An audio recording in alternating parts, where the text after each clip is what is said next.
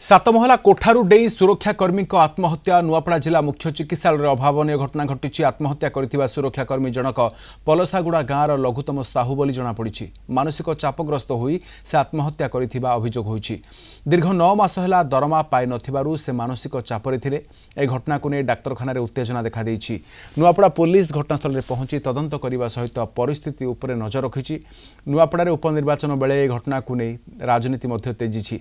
डाक्तरखाना PCC सभापति भक्तचरण दास, युव BJD सभापति चिन्मय साहू, छात्र बीजेडी सभानेत्री इप्सिता साहू प्रमुख पहुंची राज्य सरकार विरोध में बर्षिछंती। मृतकों परिवार को क्षतिपूरण दाबी में डाक्तरखाना आगे धारणा देइछंती। आमे इमिडिएटली एटा हायर अथॉरिटी को जणाउछु आ आमे मतलब चेष्टा करिवु इमिडिएटली तांको सहायता देबा। एटा बहुत इंपोर्टेंटली आमे देखुछु।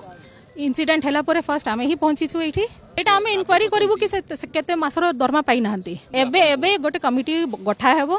सेठी आमे प्रॉपर इंक्वायरी करिवु तांको डेथ केमती हैला, तांको कोन रीजन पई जहा भी हेइछि सेटा सब इंक्वायरी रे जणा पड़िवो। से लोको गोड़ हाथ धरिछि कलेक्टर को पर्यंत जाइछि। कलेक्टर आज प्रचार रे मातिचंती, आज एसपी प्रचार रे मातिचंती, प्रशासन प्रचार रे मातिछि। एटी शह शह भारतीय जनता पार्टी रो नेता मंत्री बुलुचंती।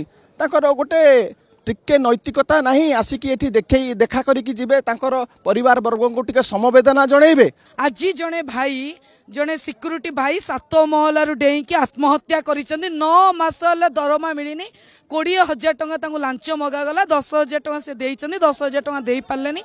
कलेक्टर सीडीएमओ समस्त द्वार को जाइचंदी। एइटा भारतीय जनता पार्टी रा विकास। नुआपड़ा को विकास देबे। एही विकास ए परिवार पाई 1 कोटी टंका क्षतिपूरण, परिवार को गोटे सरकारी चाकरी, तांकर 3 झियो सेमानक पढ़ा खर्च सरकार बहन करंतु।